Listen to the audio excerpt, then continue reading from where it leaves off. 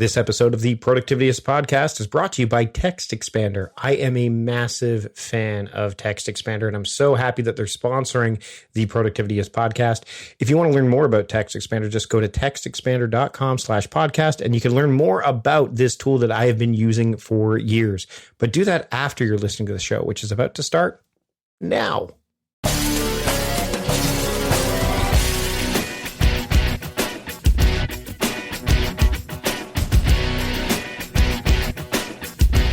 Welcome to the Productivityist podcast. I'm your host, Mike Vardy, and this week on the show, Angelo Poli joins me. He is an internationally recognized expert in fitness and nutrition, and he's the founder of MetPro, the world's first algorithm-based transformation engine. I've been using MetPro. We're going to discuss that during this episode. Using a process called Metabolic Profiling, MetPro analyzes your metabolism and provides an individualized approach to obtaining your health goals. Now, I'm going to tell you right off the bat, I've been using MetPro for a while. MetPro has I guess, nicely offered me the ability to do it because the proof is in the pudding. And I wouldn't normally take on something like this, especially with so much going on in my life right now. But if anything, it's been a benefit for me to doing it. So I'm going to say right out of the gate that I'm not paying to use MetPro right now. They're offering it to me as part of a promotional package. So right out of the gate, I'm going to let you know that. But I don't really get this excited about or accept these kind of offerings for things that I'm A, not willing to use myself, and B, again, aren't getting a lot out of. And so my discussion with Angelo is going to revolve around how it's working for me, but also, you know, why he started MetPro, why he's so passionate about this stuff, and how it relates to time management and personal productivity. So we both have this nice conversation. In fact, this is a much longer episode than usual. So keep that in mind. And there was so much that we could get into. So I just wanted to put that out there right up front. There is a lot of value in this episode, but I wanted to make sure that you knew that up front. Now, Angelo's been featured for his specialty in neuromuscular re-education, so posture and alignment, and weight loss sciences in major media outlets such as Men's Health, Sports Illustrated, the Wall Street Journal, and he's a regular contributor to the Huffington Post.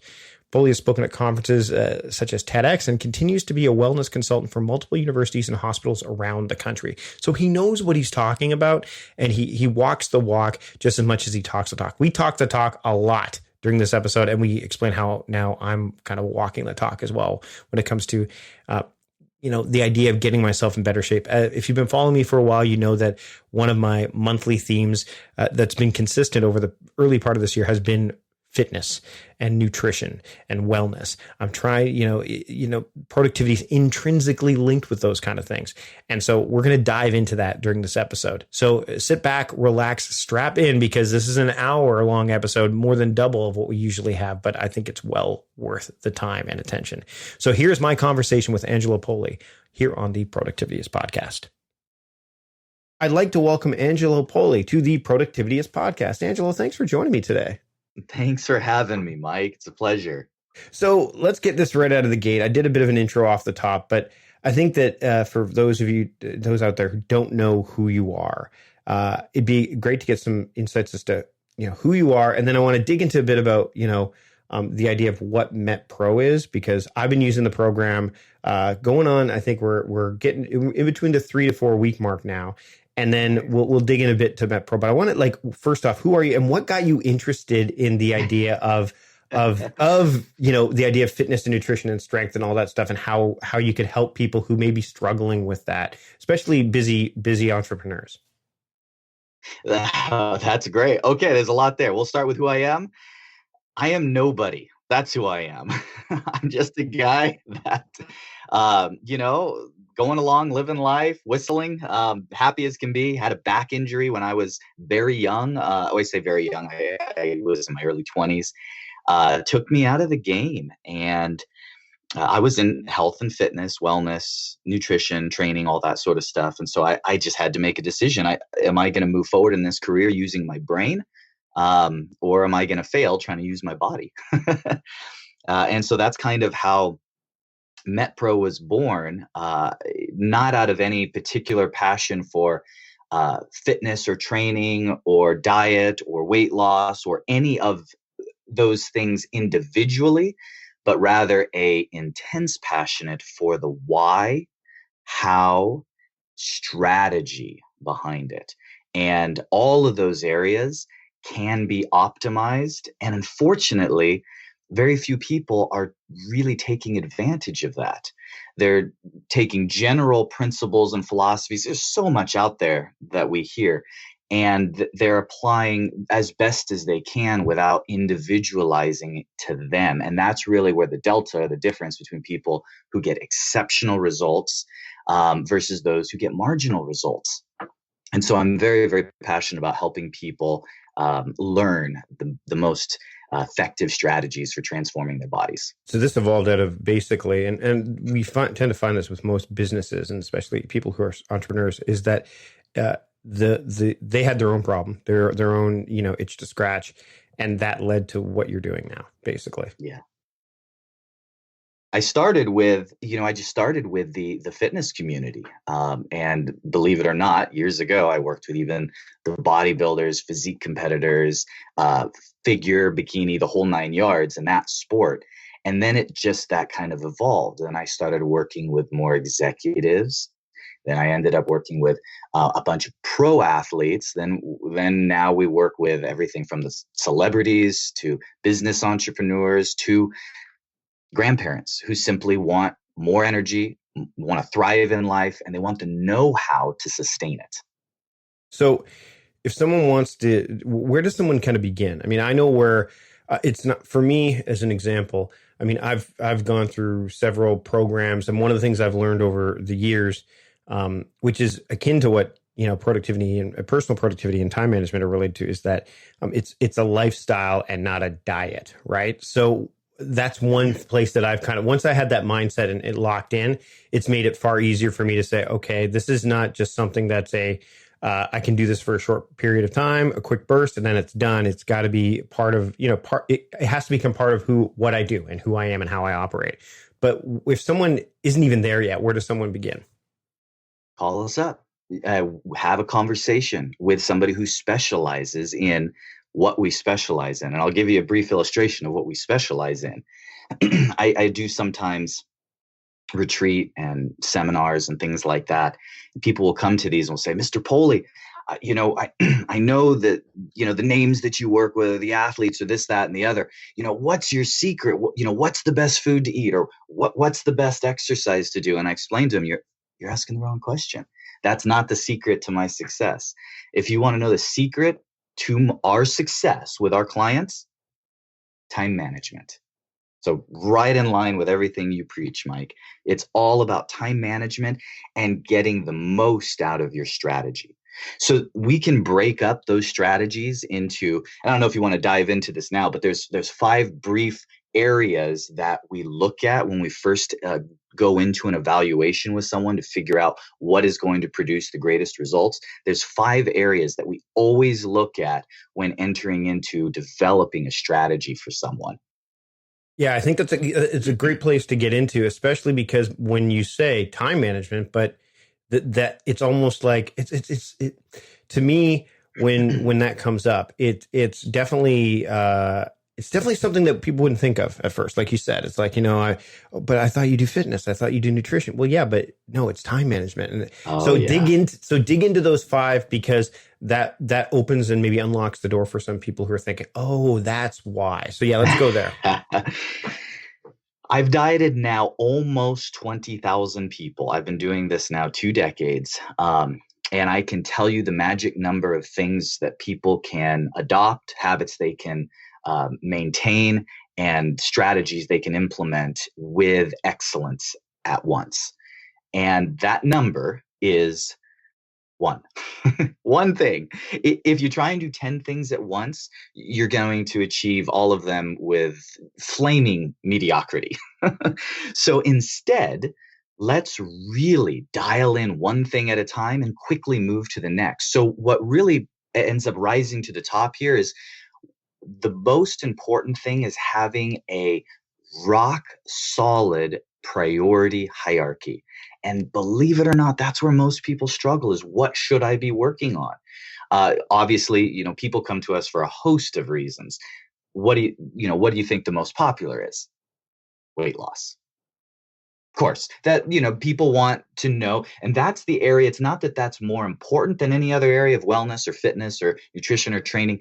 That's the area that is shrouded in the greatest amount of mystery and false expectations, misunderstanding, advertising that's misleading. People don't understand how the metabolism really works. Well, and the other thing really quickly is that it's also the thing that you can quantify, right? Yes. I've lost, so it's visible. It's not, Yep. which is very similar to when people are looking at their to-do list or inbox zero, for example. I went through 286 emails. It's something that you can tangibly count and see versus say qualitative productivity, which is, I've finished that larger report. Well, how long, how many tabs? I don't know. I just worked on that deeper work thing. So yeah, it's one of those things that people go, okay, I can measure that. Therefore it's the thing that my mind gravitates towards because you get that dopamine hit or that sense of, okay, I'm moving the needle, even though sometimes, as you're about to get into,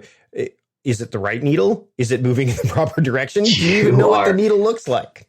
Absolutely speaking my language, Mike. Yep, you hit the nail on the head. So the very first thing that we help somebody evaluate is, and I tie these together, your body type and goal. So body type is, a lot of people just don't understand how their genetics will influence their outcomes and how that obviously has to be mapped into their emphasis and priority hierarchy and strategy with both nutrition and training. But moving a step further, goal setting we do as a process of elimination. So I actually reverse engineer goal setting with my clients. So I know what you want to achieve. I've done this a couple times. Let me guess. You want to lose some weight, you want to lean out, you want to put on some muscle, you want to have more energy, and you want to perform better, right? Right, that's what everybody wants. So what I'm more interested in is, of all of those things, which can we eliminate? Which are you okay not focusing on right now? So I'm going to take you through a process of picking, of all the things you could achieve. Now I want you to take one off of that list. Okay, good. Now I want you to take two more off of that list. We're going to boil it down to where we have one or two items ranked in priority, and we're going to achieve those with excellence. And that is the foundation of getting results, is the specificity.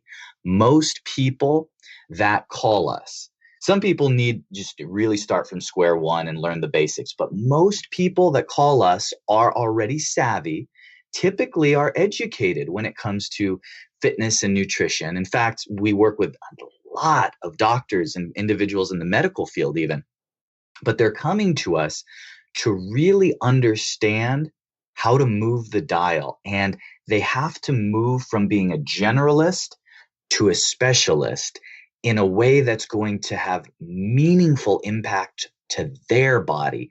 And therein lies the secret sauce, because what's going to work for one person is not going to work for another. I know we hear that all the time. That's the infomercial. What works for one person won't work for another.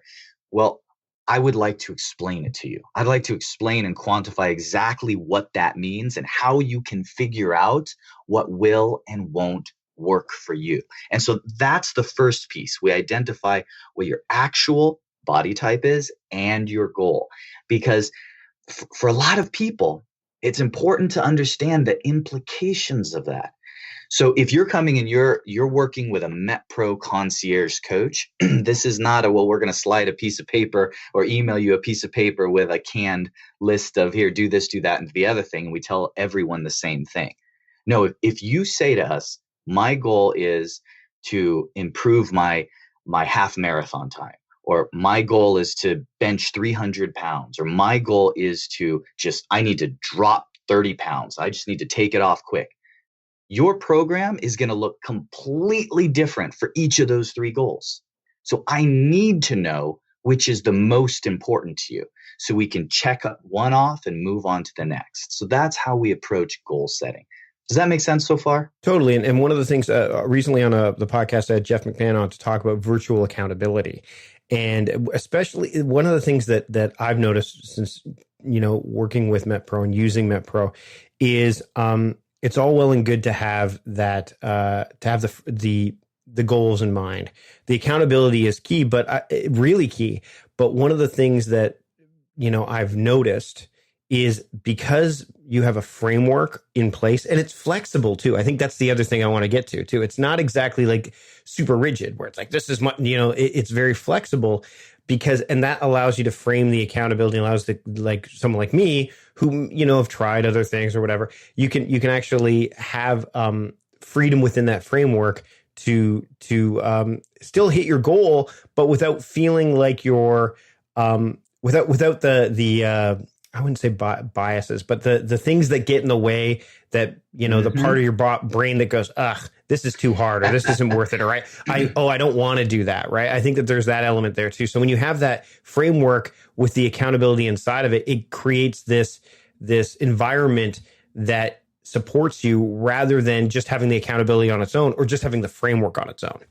So again, speaking my language here, Mike, you just hit number 2 of our 5 and even dabbled in number 3. So the second thing on our list is lifestyle. I mean, it seems like that should be obvious, but now we have to take our goals and our genetics and compare that against our lifestyle and our actual reality in order to come up with the best possible strategy. So if your lifestyle is you have access, you're home regularly, maybe you have a 9-to-5 type of situation in your life. Maybe you have kids, maybe you don't, whatever your circumstance is, that's going to look one way. Versus we had an article a couple of years back came out about one of our clients that we were working with in the Wall Street Journal. And he was, and this is not an exaggeration, he was literally in a plane about 26 days out of the year. So the strategy for him is going to be completely different. If we assume no matter what, this is, one strategy for everyone, that's how you lose. So in his case, we won. He's not going to be on the cover of GQ anytime soon, but he dropped 25 pounds. He lowered his blood pressure. He got fit. He's winning.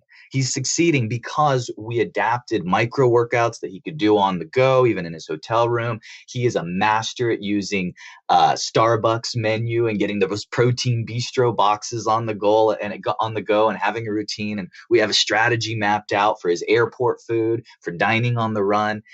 That's where the lifestyle comes in. And here's the critical error and it's easy to make this mistake. Here's the critical error. People, because of how people in the wellness and fitness and weight loss industry talk about it, it tends to circle emotion, and that's a huge part of it.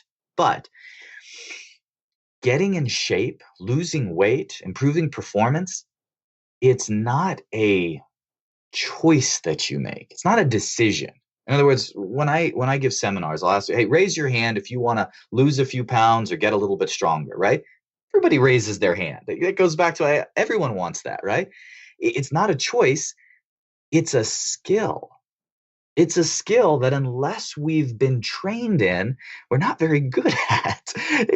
You have to learn the skills. Like in someone who I want to be a lawyer, I want to be an accountant, I want to be a doctor. You got to go to school for years to be good at that. Well, what I'm trying to get people to understand is if you invest just a few months of your life into a well-rounded and calculated education on how to optimize health, nutrition, weight loss, performance in this day and age in our technical go multitasking society, that's how you come out on the winning end.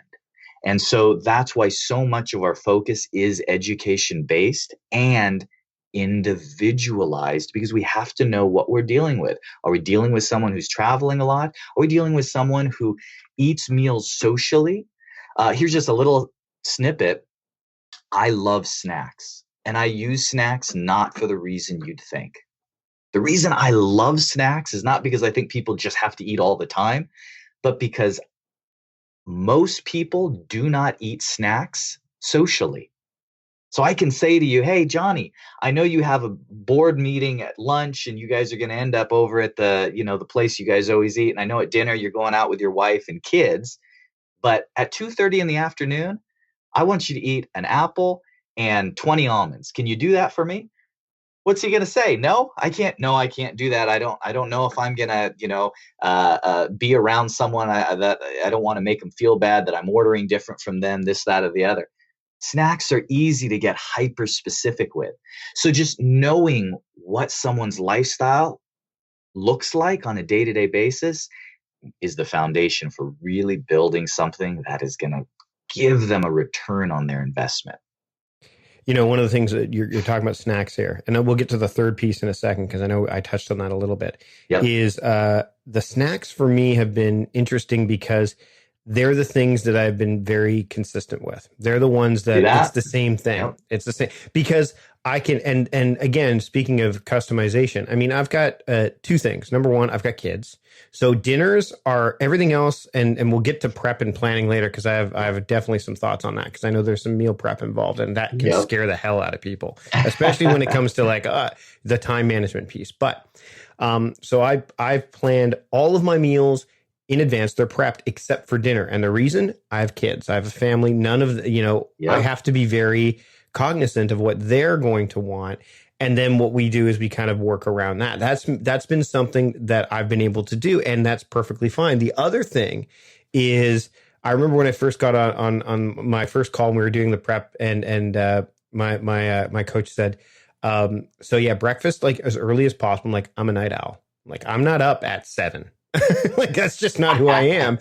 I said, but again, the family piece, I need to eat dinner with my family. So all we've done is swapped the afternoon snack with dinner. So because it's right. So basically it's lunch and then, it's a later lunch, then it's dinner. And then later in the evening, probably around 8, I think it's 8:30, between 8 and 9, 2-3 hours, I'll have my afternoon snack, and then that'll be the end of that. So it's allowed me, there is that flexibility there where when people take a look at these, especially when they don't have, again, that person, they go, okay, I can't do this because it says that the afternoon snack needs to be at this time, and I'm not that, I get up. Like, so you're anything that the resistance, as Pressfield calls it, or that lizard brain that Seth Godin talks about, anything that's the brain goes, no, I don't want to do that. It will find a way to say, no, see, I don't have, how am I going to have dinner with my family if I'm eating dinner at 8 o'clock at night? Sorry, can't do it. Right. So I think that's something to draw attention to, is the fact that, like, the snacks, I've been very consistent with. The dinners and breakfast, or the lunches and breakfast, I've modified as I've gotten better at the prep. And we'll get into that a little bit down the line here. But let's talk about that third piece that I touched on earlier that you said, hey, you kind of wrap that in there a little bit as well. See, that's excellent. Everything you brought out you're working with Megan. She's exceptional and not her first rodeo. See, so it's easy to assume, well, somebody else doesn't understand, that they don't have the same circumstances as me. Well, this is our entire lives revolve around. Our careers are focused on understanding people's lives and how to make adjustments and modifications to help them fit, to help them win and be successful at whatever their goals are.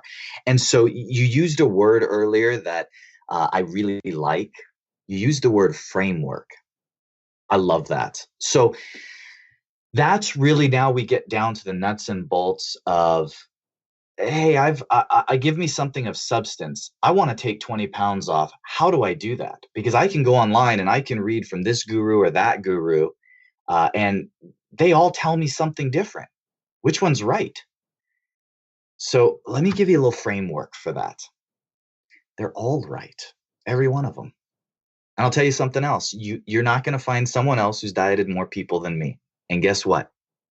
I don't know what you need to eat to lose weight, which means nobody else does either. But I know how to find out. Framework. If we give you a baseline meal plan, so we have references we call baseline meal plans and benchmark meal plans.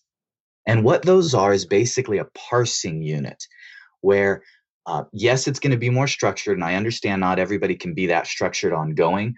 But if you can do it even for a few days, then I have a baseline with variables that have been eliminated, and I can find out exactly what is and isn't working for you. So I can put you on a meal plan where I know all the variables. I know how many calories you're eating, what your macronutrient breakdown is, protein, carbs, fats, the meal timing, the glycemic load. I know everything about what you're consuming. Therefore, whatever the output is, in other words, whatever you weigh on the scale, however you feel as far as energy and productivity, is absolute truth for you. And here's another kind of sobering thought. I can't promise it's good news. I can't promise it's bad news. What I can promise for every single person we take through this exploratory process is it will be accurate news. That's what I can promise. And at least once we have accurate news, now we can build a cohesive, justifiable strategy. So, case in point, I have someone come through. I got a guy right now. He's 320 plus pounds. He gets on his elliptical almost every day. He's eating about 1,900 calories a day, which is very low for someone that size. And he's lucky if he can get a pound to budge off in a week. There's nothing fair about that. But at least I know that that is his reality. So I can build a strategy considering that. And then at the same time, I'll work with, I got a gal who's, barely 115 pounds, and she's eating 3,500 calories a day. And if she even misses her snack, she'll wake up the next day a pound lighter. That's how fast her metabolic rate is. So there's nothing fair about metabolism. Influencing factors are your past diet history, your genetics, what you're eating now, your training. There are a lot of influencing factors. But what I need to know is where your metabolic rate is now. And based on that information, then we can actually build an intelligent strategy for you. So our third point, our third area that we evaluate is if somebody is metabolic or strategic. And what that kind of means is when we evaluate someone, we learn that they fall into one of two buckets. If your goal is weight loss, it applies to whether you want improved performance, muscle development, or weight loss, but just using weight loss as the vehicle. If your goal is weight loss, either the reason you haven't achieved your objective is because you have failed to find the habits and lifestyle that you can implement daily and consistently, which would mean that when you do implement clean eating, good diet, regular exercise, you drop weight. The problem is just in the implementation.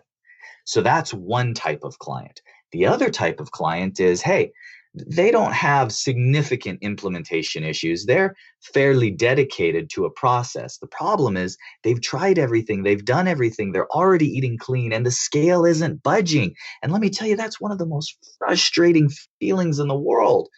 Is to go online and to read about, hey, how do I lose weight? Slow metabolism, stubborn plateau, and then to read from expert after expert after expert, and only to find that you're already doing every one of the things that they recommend.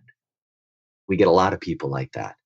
And that's where benchmark and baseline testing help us identify if you fall into that category. And if you fall into the metabolic category, that means we have to take a different approach. Restricting further is not going to get you to your goal. Some people say, well, if I skip a meal here or there, I'll be a pound lighter the next day. But if you have 20 plus pounds to lose and you're already being very restrictive, that's just simply not going to work. The way we have to get there is we have to force your metabolic rate up. Then we'll have the leverage to then go into a cutting cycle. And I can talk a little bit more to that. But basically, the third category rather, is identifying your framework. Are you strategic or metabolic? And then addressing your issues individually based on that data. And we get that data by baseline testing. You went through that process, didn't you, Mike? Meal planning is important because it prevents us from being a disappointed wreck when dinner time comes around and we have no clue what to make, or even if we have the ingredients to make the meal. It's a time and a money saver, but most importantly, it frees up valuable brain space. Creating a meal plan prepares us for the week to come and gives us peace of mind that we're organized and can feed ourselves and our family. That's why I do it, and that's why Plan to Eat helps me do it. Your subscription includes access to the Plan to Eat website and fully featured mobile apps on iOS and Android. And Plan to Eat gives you the tools to clip and organize recipes from any website, the ones your family loves and that fit your dietary preferences and needs. And you can create a meal plan around your schedule. Then what happens is the Plan to Eat software automatically creates an organized shopping list based on your plan. So sign up for your free trial at plantoeat.com/timecrafting. That's plantoeat.com/timecrafting. The coupon will be automatically applied to your account and can be used when you're ready to subscribe. It's valid for new customers only. Give Plan to Eat a try today. So we're going to take a break right here before I reveal whether or not I did go through that baseline testing and also what my results were. But now I want to talk about our sponsor for this episode, TEDxChico. Now, as I mentioned off the top, I have been using TEDxChico for a long time. I'm a huge fan, and there's plenty of reasons for that. TEDxChico has been a staple in my productivity workflow for a long time. It works for Mac OS, it works for Windows, iPhone, iPad, and now it works for Chrome as well. And making and editing snippets is even easier with TEDxChico's new visual snippet editor. Now, I've been using TEDxChico for a long time, and this new visual editor has just made everything just a breeze, and I'm still creating new snippets to this day. There's always things that I'm finding that I'm typing repeatedly or that I need to refer to again and again when it comes to, like, say, sending emails or, for example, like doing things like show notes and things like that. I want to be able to make things as quick and efficiently as possible, repeated text, things like that. TEDxChico allows me to do that. Snippets work everywhere that you type, so you can use yours in email. I do that. Word, if you use Microsoft Word, Slack, we use Slack here at Productivityist, web browsers, and more. So anywhere that you're typing text, snippets will work. TEDxChico will work for you. Companies use TEDxChico as well. They use it for Teams. So there's this TEDxChico for Teams component. I use it, right? And they use it for customer support. So anything that's repetitive, some frequently asked questions kind of stuff. They use it for reports, email, once again, and anywhere else that they need consistent and accurate text. And this is really important, especially when I'm working with, team members across the miles. And my assistant, for example, I can say, hey, listen, here's what we want you to say when we're talking to, say, a potential guest for the show, or we're going to enter specific text for show notes, or we're going to do things for blog posts, or we're going to do, X, Y, or Z, depending on where you're from. I can have that snippet created so that if I'm not necessarily able to be the one that is going to send that off, or I don't want to be the one, there's a consistent messaging that's going out. So that's really, really important. And, if you really love telling everyone about TEDxChico like I do, there's an affiliate program so you can learn a little extra along the way. Now, again, I've been using TEDxChico for a long time, and I think that anyone who has been using it for a long time has fallen in love with it just as much as I do. You talk to any, especially because it started out with the Mac and OS X and all that stuff. Now that you can use it in so many other places, I think it's just a no-brainer. It will eliminate the decisions you have to make around typing repetitive text rather. It'll do all of that for you and so much more. So I want you to get the best out of TEDxChico. So if you visit TEDxChico.com/podcast, you'll get 20% off of your first year of TEDxChico. Remember, you can use it anywhere now. It's not just usable on the Mac and on iOS devices. Windows, Chrome. Really huge. Chrome is such a popular and powerful browser. Now you can use it there as well. So again, I'd like to thank TEDxChico for sponsoring this episode of the Productivityist podcast. Now let's get back to the show. I did. And the great thing about that was I think it was for 72 hours, the initial. Yes. Mm-hmm. And it was great because while it was the initial baseline was, it was restrictive in not what I could eat, but how much I could eat of different categories. And I think that this is key. I think that one of the things that I was concerned about was, okay, what am I not going to be allowed to eat? Because that's what a lot of people go into programs like. Like I know when I did one program, I'm like, okay, I can't have this, or this. And so your brain goes there immediately. But especially because the MetPro app shows you, hey, okay, here are these categories, and here's what falls into these categories, and then there's certain amounts that you can put in. So the restrictions weren't based around the foods it was based around the intake of a category of foods. Exactly. So I wasn't feeling like, oh God, I can't have mango, or oh God, I can't have this. Like I was surprised during the baseline testing. I think it might have been baseline, and even a little bit after that I could have popcorn. I was like, oh, okay, like this is, so it was one of those things where there were these fundamental delights that I found throughout the process that made it, again, we talk about frameworks, especially frameworks that are built in such a way that they have some flexibility, foster freedom. They allow you to go, okay, I know I need to add this much from this category. Oh, look at all the things that fall into this category. So you're not feeling, it's not too hard, not too rigid, and not too soft. Like, I was able to say, okay, this is just right. I know I can have an apple. I know I can have this. And so it was during the baseline, that worked out really well. And then from there, it's kind of, and the thing is, it's evolved too. Like once that happens, it's like, okay, you've hit a plateau. I think I've just hit one actually. Then things get adjusted again and evolved. And the other thing that I want to bring up, which I think is important, other than the restriction part that is in your own brain, like, oh, I can't eat this, or I can't do this, is when you do have events that, like you talked about the lifestyle part, that pop up, that take you maybe a little bit off the beaten path. There's no judgment surrounding that. There's no, right. You would think that, because that's another thing that comes to bear is like, oh no, if I have that beer, or I have this thing, or I have this social event, what am I going to do?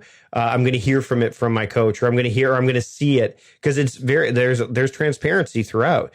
But that doesn't happen. Now, I mean, I'm not going to say that you go like this consistent, like, again, it's the consistency. If you go consistently one way or the other, if you go the exact opposite way and say, okay, I'm going to have beer every single day, yeah, you're going to see that in the results.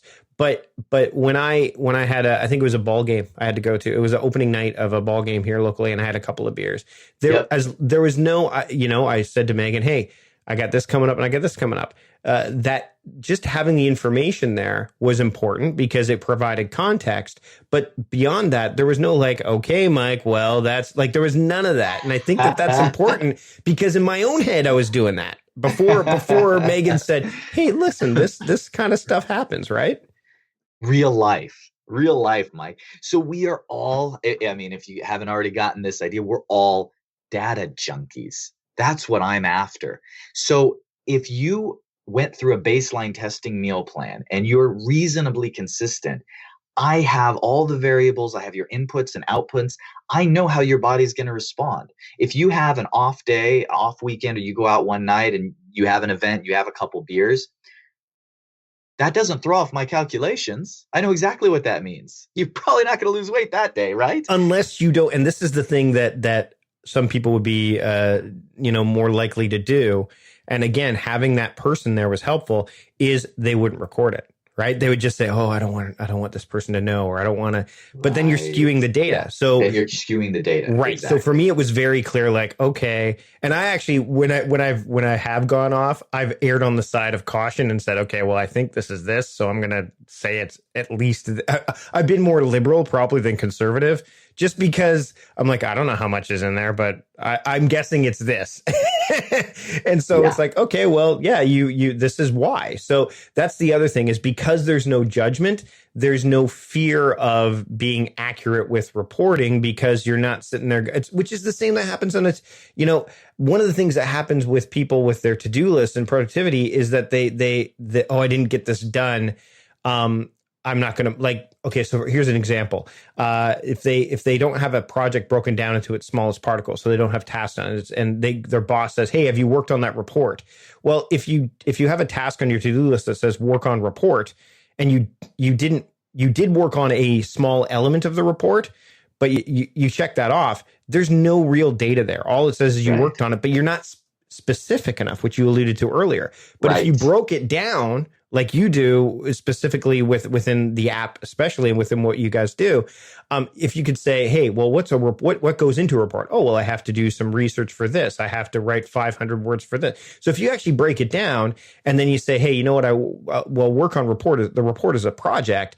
And did I work on, oh yeah, I wrote 500 words for that today. Then you're being forthright. There's a story behind there. And then when your boss says to you, hey, what did you do? Have you worked on that report? Oh yeah, I wrote 500 words of this today and I did the research for it. You can provide accurate data. And that's what we run into is we tend to think so big because the bigness is it's the thing that makes us feel accomplished. I want to drop 20 pounds instead of I want to drop, a pound every other day or something like that. I'm being very, very reductive here. Right. But Yeah. it's about breaking things down so that way the story is more accurate and it's not it's not a grapevine where it's like, hey, this is what the story was, and then by the time it gets to the end, you're like, oh, well, that's not the real story at all. I don't know what really happened. Yep. You hit the nail on the head. That's it. And if you have the data, which is what we focus on, then we know what is realistic and what is not. Because again, it's not fair. What there is it's kind of like the thinking process of how'd that work out for you. So a lot of people, and I have another saying, and that is, there's no such thing as should. What I'm interested in is what is, because should is trying to compensate for fairness. We all have 2 eyes, 2 hands, 2 feet. We think there should be some sort of parity. In other words, if I take the same steps as the person next to me, I should get the same result. When it comes to metabolism, and everyone's going to be shaking their head going, that's right. It doesn't work that way. It just doesn't. 2 people can do the exact same thing and get 2 different outcomes. So if we're not tracking the details of those outcomes, we don't know what the next steps are. And the skills are different too, right? It's all based on, like, it's the same thing. When I talk about productivity, I don't say it's productivity. I say it's personal productivity, because you might be excellent at Excel spreadsheets and I may be terrible at them, but I might be excellent at social communication with people, getting on the phone and closing a deal, but you might not be. So it's very subjective. And I think when you try to put everything in that one bucket, that the reason people do that is because then it creates more of an objectivity. But a lot of this stuff, the objectivity should be the big, like, we need to get this project done. I don't care who the outcome needs to be great.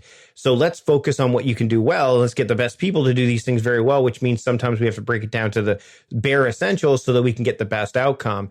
That's the problem is that when you say, okay, it's productivity, people tend to think about things quantifiably. They don't think about it qualitatively nearly as much. And I think the same things apply when it comes to, a healthy lifestyle, as they think about it in quantifiable terms without thinking about qualitatively, which and what you guys do is you take the quantifiable stuff and then you use that to help, foster some of the qualitative stuff.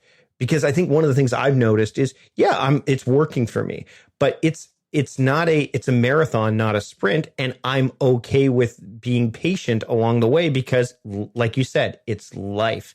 And I think that that's what you don't get with a lot of, especially a lot of stuff online. It's like immediate results, immediate. Everyone thinks they want that silver bullet, and patience is not preached. It's all about, like, I want this today. But if sustainability is not something that you can get in one day, it's something that has to be, it's like a habit. It has to be nurtured. It has to be fostered. And this is what I've found with MetPro, and with what you guys are doing, especially again with all of the pieces put together. And I definitely want to get into parts 4 and 5 too, because I think that's important. And then before we wrap up, I want to talk about the planning and prep phase and how I've done it, so that other people can think, oh, this is how you can kind of, combine my philosophy of time crafting with what I've been doing with MetPro. Beautiful. So and everything you just said dovetails beautifully into what is basically the 4th element, and that is then nutrition and identifying the levers that are actually going to achieve that first objective we originally talked about, which is whatever you set as your goal. So once we have baseline, we know your genetics, your body type. We know your lifestyle.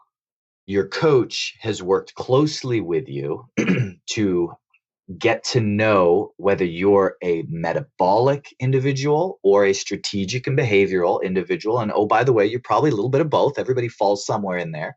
And now it comes down to, okay, what's actually going to be applicable? So my goal today, Mike, is to tell all my secrets. I've been trying to shout this stuff from the top rooftops for years. The whole secret behind getting results is contrast. It's contrast. That's what triggers weight loss. That's what triggers muscular development. That's what triggers change in the body. Our bodies adapt. You spend time in the sun, your skin pigment changes. You start running marathons, your heart actually increases in size and power. You lift heavy weights, your muscles hypertrophy and get bigger. Our bodies adapt. Our metabolism is the exact same way. And so that's why we have to be wary of the get thin quick schemes. We have to be wary of the gimmick strategies, because the instant gratification strategy, the problem is you may lose some weight, but your metabolism is going to adapt to that. And then what? Then you're funneled into just a one-way street of regaining it and then rinse and repeat. And you're in this cycle of yo-yo dieting or crash dieting, or where people find themselves where I can lose the weight, but I can't keep it off. That's what I hear so often. So here's how contrast works. It's not about what you eat per se or what exercise you do per se. It's about the difference between what your body is used to and then what you change it to. So every year, I'll take some of our athletes, our competitors, to shows that are competing in physique sports. Somebody will come up to me and say, Mr. Poli, your athletes look great on stage, 5% body fat, right? And there's just shredded bodies. And they say, what do you have them eating?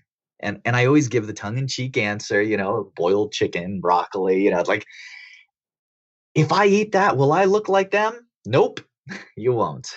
You won't look like them if you eat that. And here's why. It's not that you shouldn't try and eat clean, healthy foods.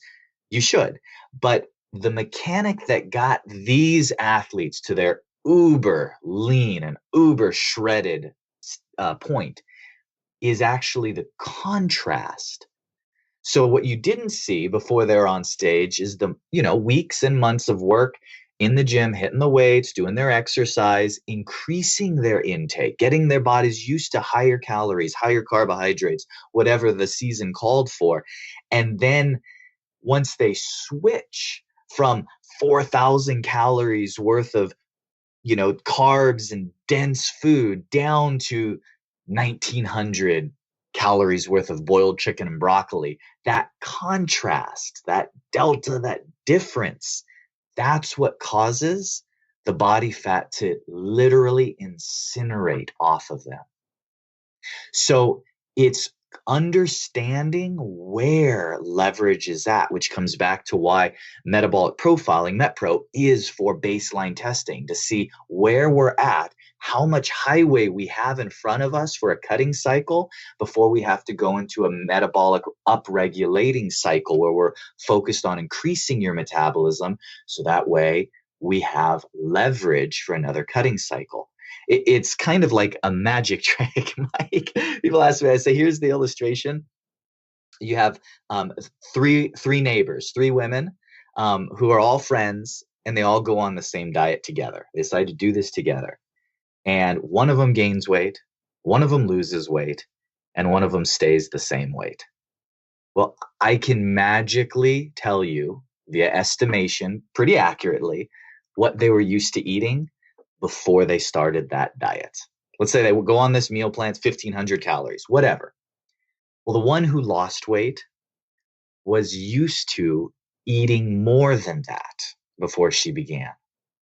The one who gained weight was used to eating less than that before she began. And the one who stayed the same weight was used to eating about that intake. So it's not rocket science. It's looking at the actual real-time data extrapolating some very simple takeaways and building a strategy around it. And here's the part that is the challenge. Your metabolism's job is to maintain homeostasis, and I can prove that. The job of your metabolism is to acclimate or adapt to your nutritional intake. So this is how, and I'll try and be brief with this, but this is how I try and get people just to think about the topic. If nothing else comes from this conversation, is I want you to think about metabolism differently moving forward. Mike, when you think of someone with a fast metabolism, what do you think of?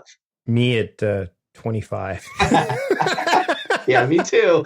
Yeah, I get it. But someone who can eat whatever they want and not gain a pound. There you go. Now, I want to explain to you what you just described. We usually think of, the picture of the fitness magazine, the runners in the park, they have fast metabolism. And that's all accurate. That's great. Some Olympic athletes, were famously known for their caloric consumption. Michael Phelps was known for eating like 6,000 calories a day. These guys have puny metabolisms when compared to, now this is an extreme example, but hopefully it'll drive home the point. Have you ever seen those like Discovery Health shows with a, 900-pound man getting taken out of his house, like in a crane? Okay. So if you haven't seen those shows, you've seen the commercials, right? So the nutritionists and the dietitians who work with these people, and there's a little bit of Hollywood. They show, 3 2-liter bottles of Pepsi and 2 whole pizzas and 2 things of fried chicken, and they do the tally that they're eating, 11,000 calories a day. So when these guys go on a diet of 5,000 calories a day or 4,000 calories a day, they drop weight. It just falls off of them. Sometimes, at that size, there's other factors in water, etc. But they'll sometimes lose 10 pounds a day just starting that contrast. How much weight would you lose, Mike, if I put you on 5,000 calories a day? Now? Oh, man. Yeah, no. I would not be able to sit in this chair. Right? Yep. So the point is, just what we think of when we think of metabolism may be a little skewered by marketing and the industry from actual biology. The job of the metabolism is to speed up and acclimate to your nutritional environment. Now, in the case of these hyper-obese people, these morbidly obese people, that they're in a bad situation, of course, health-wise, medically. But the fact is, their metabolisms are trying to stretch themselves to keep up with this overconsumption, which means it's getting faster. Now, here's the functional, the day-to-day relatable illustration of this. Whenever I do my seminars, I'll pick one petite gal out of the crowd, and I'll, okay, here, Julie in the front. Say, Julie, how much do you weigh? I weigh 125 pounds. Perfect. What would happen, Julie, if you changed nothing about your diet, nothing about your exercise, except one piece? Every night before bed, you ate a pint of Ben & Jerry's ice cream, 1,000 calories right before bed. Invariably, and I've asked this question hundreds of times, invariably, she'll laugh and she'll say, well, I'll be happy. I'd love to have the ice cream before, but I'll gain weight. I say, correct. How much weight would you gain in 30 days? And invariably, almost every woman I've asked this question to will give me about the same answer. Just say, I'll gain between 5 and 15 pounds. Those are the responses that I'll hear. Now, you're not a metabolic expert. You're not a fitness trainer. I am a metabolic expert. I am a fitness trainer. And you know what I have to say about that? You're right. You're spot on. You know your body. Your intuition is spot on based on the data points that I've seen with thousands and thousands of people. You'd probably gain somewhere between 5 and 15 pounds. Now I turn to the audience and I say, now here's the question. How much weight does Julie gain in 1 year of eating that pint of Ben & Jerry's every night before bed? And they think, and then I'll turn and I'll ask, Julie, you're the expert. How much would you gain? She goes, 20, 25 pounds. It's about right. Yep. Now let's do the math, and we're going to see what an absolute catastrophe our current understanding of the metabolism is. Now let's do the math. So 1,000 calories a night, there's 3,500 calories in a pound of fat. So that's 7,000 calories a week. That should be 2 pounds a week. There's 52 weeks in a year. By our current understanding, she should gain 104 pounds in 1 year. Does anyone in the audience think she'll gain 104 pounds? Not a single taker. Never. So what does that mean? Well, unless you believe she's going to gain 104 pounds, it means that Ben & Jerry's ice cream speeds her metabolism. And it does. Now, don't leave this podcast and go, Mr. Poli said. We missed the point. No, because she's still going to gain 20, 25 pounds that she will not be happy about. But proportionately, the metabolism is not going to be stopped from doing its job. It's going to acclimate to that increased intake because your body knows that if you stay in a state of perpetual weight gain or weight loss, you die. So it has to adapt to what you're doing. Otherwise, when you go on a diet and you lose all the weight you want on a diet, what would stop you from continuing to lose weight until you literally wasted away and died? Yeah, which is why when they always say before you go on a program, consult your doctor, right? Because there is that risk there, right?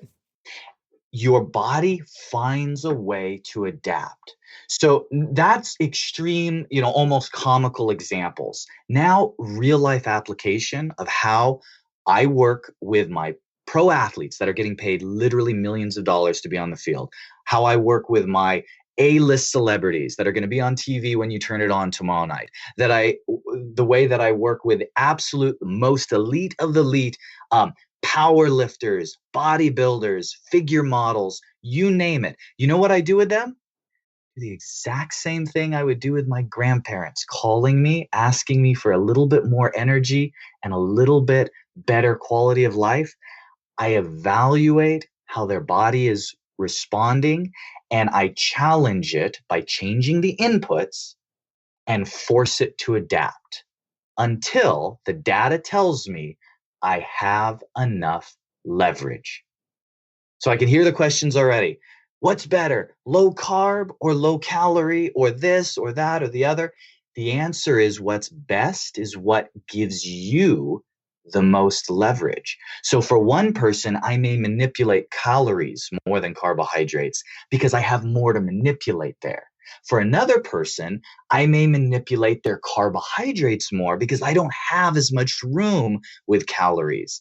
And without the data points, we'll never really know. We're just guessing. So that's where the strategy comes. Really, you're saying it's the same thing I get when people say, well, what app should I use for productivity? Like for my to-do, I'm like, I don't know. And they're like, what do you mean you don't know? I'm like, I don't know. Like, are you a paper person? Do you work in a large organization? Like, I need to have more data.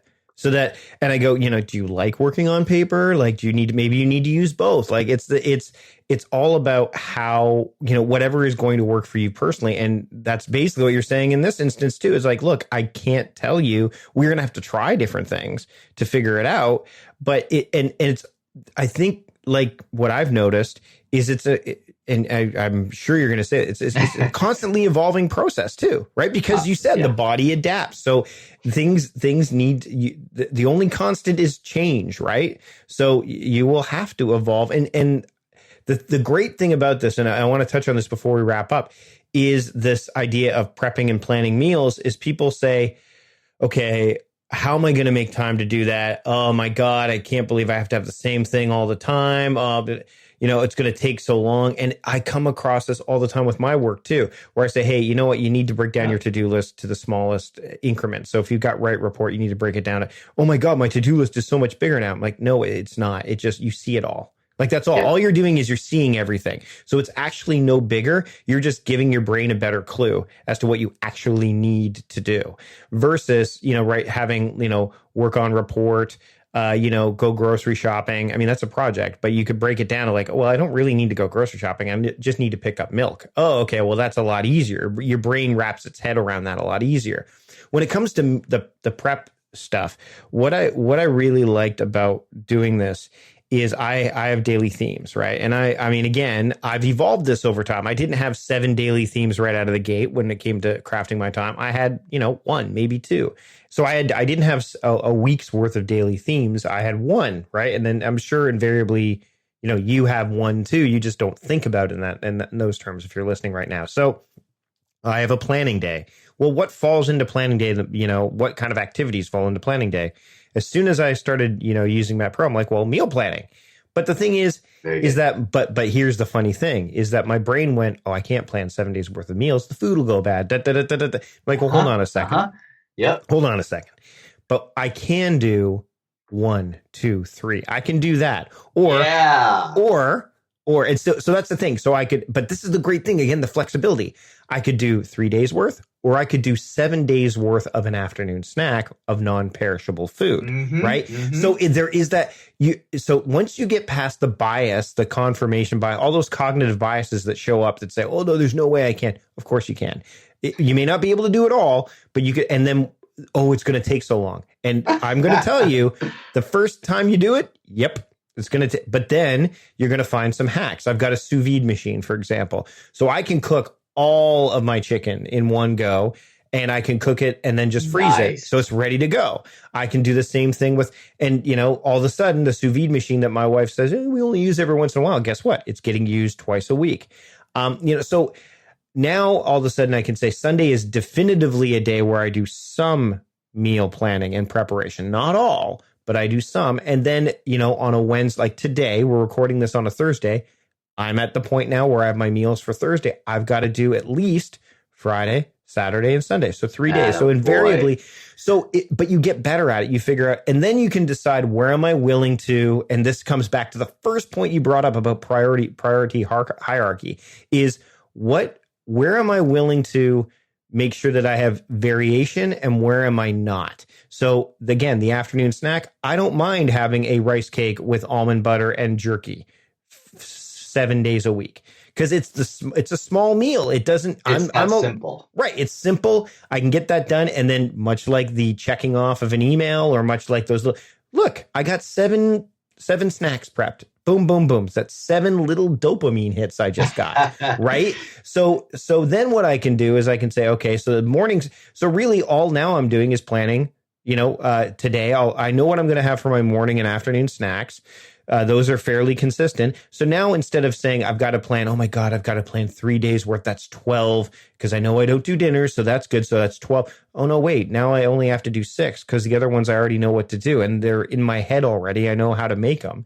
So now all of a sudden I'm just planning, 2 days worth. And then all I do is I'm like, okay, well, on some days I'll say, okay, well, I'm going to do the same meal, but I'm going to have split by 2 days. So I'll do, Friday will be the same breakfast as I do Sunday. And then, I'll vary it up. And you get better at it like anything else. It's a skill, like you talked about. It's a skill. So I don't sit back and go, oh my God, what am I going to do? And yeah, you'll get tired of some of the food. There's no question. And yeah, but that's going to happen anyways. You're going to get tired of that, whether you plan it or not. But how this saves time in so many different ways is number one, you're doing all that stuff up front. You're doing like an hour of meal prep versus doing 15 to 20, 5 times more or more than that. Not only that, but you're eliminating decision fatigue, which will, I like that. Right? Because I know as soon as I'm done talking to you, Angelo, that my morning snack is waiting for me. I know what it is. I don't have to think about what it's going to be. I have more important things to think about. And I also don't have to think about the effect it's going to have on me because I already know because the data's there. So what it does is it's freeing. It's that the framework fosters the freedom. So now instead of me thinking, oh, what am I going to have for lunch? What am I going to have for a snack? I can go, you know what? I already know. And again, if you say I'm going to prep all my lunches instead of doing then if you've got 4 days worth of lunches prepped and you go, okay, well, I'm going to assign each one a day, or you don't even have to do that. You can say these are 4 lunches. I get to decide what day I'm going to have this lunch. So you can look in the fridge and instead of saying, what am I going to have for lunch? And there's just this cornucopia of food.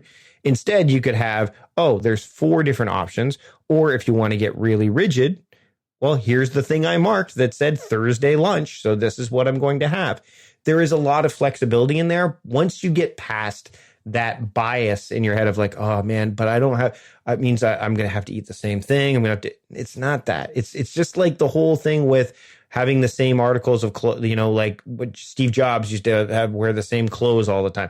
You eliminate the decision factor between, which saves you time so that you can focus your brain power, your energy, your attention on the things that really need it, such as in this case, doing a podcast or spending time with your family because you are, and you're saving money too. That's the other thing too. A lot of people will say, oh man, but then, I don't know what to eat. So, we've had such a busy day. I guess we'll order in. That costs more money, right? So there's so many benefits to just slowing down for a second and thinking, what if I just took an hour every 3-4 days and prepped 4 to 5 meals, depending. And again, if you've got kids, you're going to be like me. You may not plan your dinners specifically because you don't know. You don't want to make, let's say, the rest of your family beholden to this.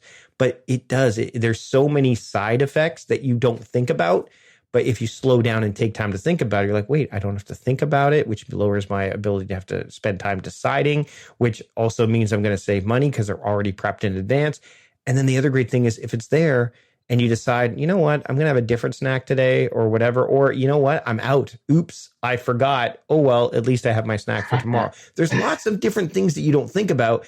Wow. How long have you been working with Megan in the MetPro 3 weeks process? A little over 3 weeks. That's awesome, Mike. If this podcasting thing doesn't work out, I think you'd make a pretty solid coach. Come on over to MetPro, man. You've got it dialed. But you said right off the top, time management. There are so many, the principles of, and again, it's not just MetPro, and it's not just like any good program, whether it's related to health and lifestyle, whether it's related to productivity, whatever. Once you have like anything that's built solidly, and again, having that coach is helpful too, because I know when I work with clients, they're like, oh, there's no way I could theme my days. I'm like, well, when do you do your housework?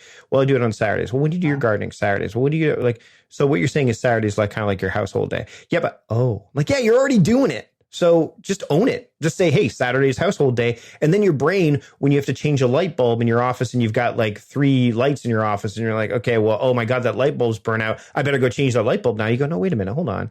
I can still see. I'll just put it on my to-do list. When am I going to do it? Oh, I'll do it Saturday when it's household day. Right? Like you can just start to create these pathways that make it easier. And that's one of the things that it took. And by the way, I was not sold on like, oh my God, meal planning, all that stuff. Like I was thinking initially, I'm going to have to plan. Oh God, it's going to take so much time. And the first time I did it, it took 2 hours. It did. Right. It did. But it's the same thing that happens when you start a new app or you start using a new productivity methodology.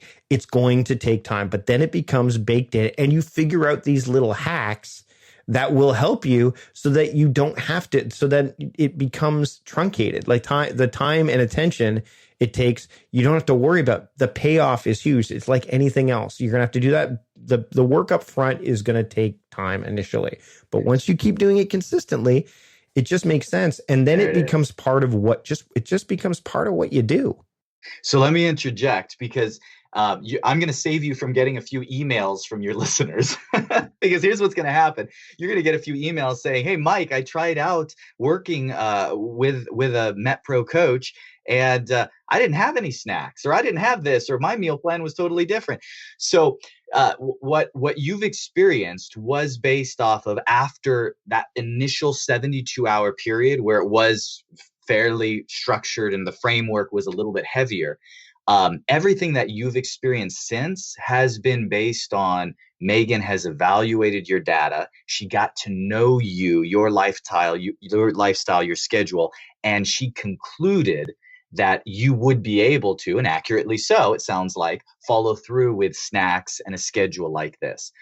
There are others that we have 3 meal a day protocols, 4 meal a day protocols, 5 meal a day protocols, which is what I'm guessing you're currently on. But we have 6 and 7 meal a day protocols also. We got athletes that we work with that, actually need even more frequent fueling.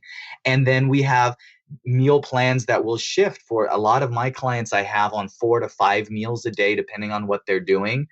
When we're doing a performance cycle, I'll push them. I can't ask them to do this long term, but if I say, hey, for 10 days, Could we stretch that? Can we prep and go to 6 meals a day? And if it's for a finite amount of time, usually they can reach that stretch goal, but they know that, hey, the next week I'm going to be vacationing with my family. No problem. I'm going to have just a breakfast, lunch, dinner strategy laid out for you. That'll give you flexibility for that week.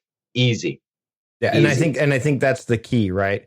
And this is where, so again, it's like, when people read my work about productivity and time crafting, they get the generalized version, like, hey, theme your time, do this, the horizontal theming, all that. But when I have people actually work with me, because you get to know them, right? You get to say, okay, oh, this is your lifestyle. This is how this works. Okay, you know what? You can't theme your days because your days are so dynamic, at least at the office. But what if you have a daily theme like called looking, right? Like you're going to spend your overarching focus is going to be looking at things. So that's reading, that's researching, that's watching things. So, when you get home from the office at 5 p.m., instead of just saying, oh, my day is done, I'm going to go watch Netflix and, do all that stuff. It's like, oh, well, I'm home now. Now it's time for me to transition to this daily theme. Oh, great, I can do that. So when you work with someone specifically, and this is what I've noticed, and this is why, like when I touched on the accountability piece earlier, I think it's really important to note that when you have that person, and especially the person that's measuring, like that's seeing the story, right? And the story is accurate. I think that's the other thing too, is that, if you're telling the story properly, if you're sharing it, then again, the data is more accurate. So then your coach can say, okay, well, this is, because there's nothing worse that I found when I've worked with clients, and I still do, where they meet with me week one, and then I say, you need to schedule an appointment with me, within the next 2 weeks. And then they don't meet with me for another month. And I'm like, okay, well, what happened? And they're like, well, I was doing it for a week and then I stopped. I'm like, well, okay. And now where are you? I'm exactly where I was before. I'm like, exactly. Because you didn't have. So I think that's the other piece, right? You have to, it's a two-way street, number one. But also the fact of the matter is that, yeah, it's going to be personalized. It's going to be what is happening for me right now with MetPro is going to be different than what happens for you and you and you and you and you. And that's why when my wife looked at the program, she says, oh, I'm going to do some meal prep for you. She's like, I can't do this for me. I'm like, no, because this is a very specific meal plan for me. If you would be doing it for yourself, you would have to, it would be completely different. And we have different body types, everything like that. So I think that's the other, like, I'm glad you brought that up, because when people say, hey, Mike, well, how come you only have 5 and I have 4 or 6 or whatever? It's like, well, it's going to be different, but the principles still apply, right? The principles of decision, of lowering that decision fatigue, of, doing that planning, that preparation is still critical, because I think that's one of the key time management pieces that we're getting to. Mike, you know what? We have to do another one of these. We didn't even get to number 5. We have talked zero about the science of training and fitness and time allocation for that. And you know what? We will do another. We'll do a follow-up. The reason is because I'm just starting the training component now. So I'm just starting it because I had a shoulder injury. I've been working with a personal trainer, and I did end up having a shoulder injury. So we had to delay that a bit. Again, that's part of the story. So we delayed it. I've just started doing the fitness component now. So what we should do is we'll do a follow-up. May not be the very next episode, but I wanted to get definitely to the metabolic profiling component. I think there is that magic there that you talked about, which I think is, and I'm a huge fan. And I'm really happy with the results I'm seeing so far. And again, like I said, it's a two-way street. I'm really happy with it, and I'm going to keep telling my story. That's great. And I'm really pleased to have had you on the show. So where can people, between now and the next time we chat, find out more about you and about MetPro?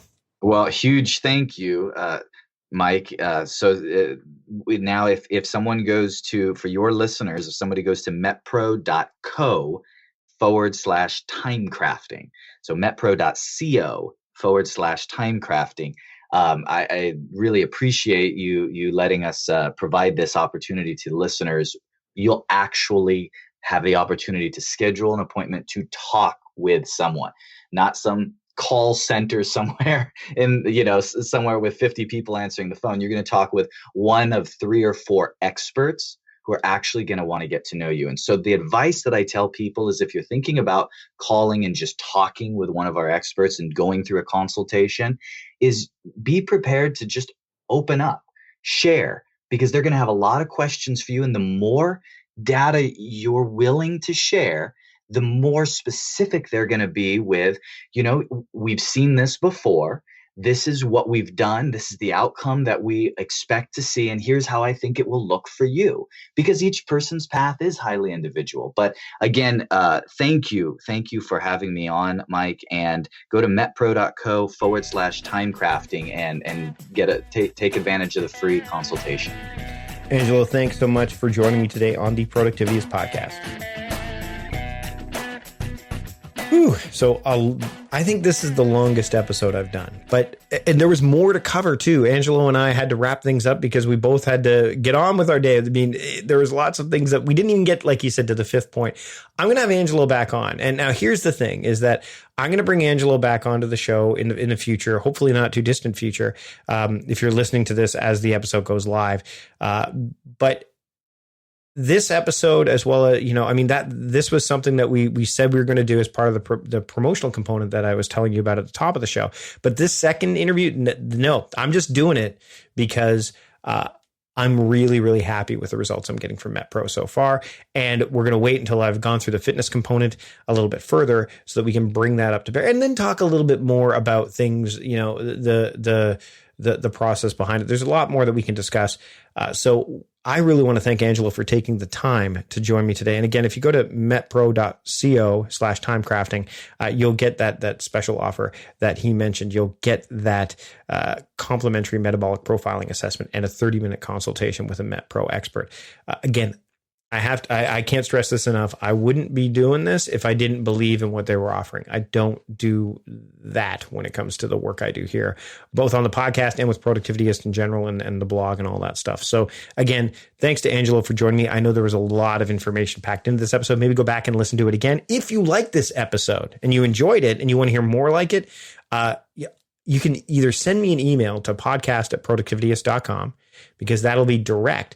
But another way that you can kind of extol the virtues of this episode and maybe other episodes you've listened to is to give the podcast a rating and review in Apple Podcasts, Spotify, Stitcher, wherever you are listening to podcasts, because that what it does, it gives us the story, us the data that we need so that we can make the show better and learn what to improve and what maybe we need to, what we're doing well as well. So not just what we need to improve upon, but what we could do to what we should keep doing because of what you're getting out of the show. And if you're still not, you're new to the podcast, you're like, this was cool, I want to hear more, subscribe to the podcast. Again, Apple Podcasts, Google Podcasts, Stitcher, Spotify, wherever you're listening to podcasts, you can subscribe to the show. And also, don't forget, I have a daily podcast as well.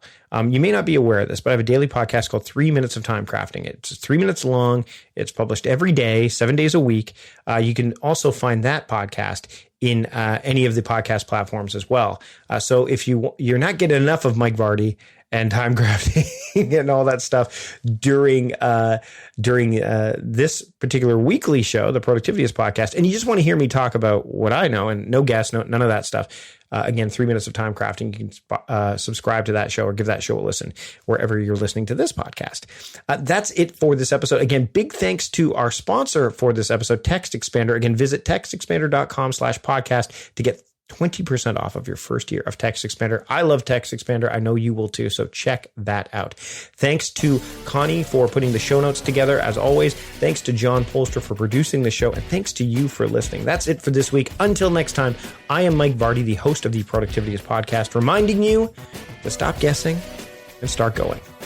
See you later.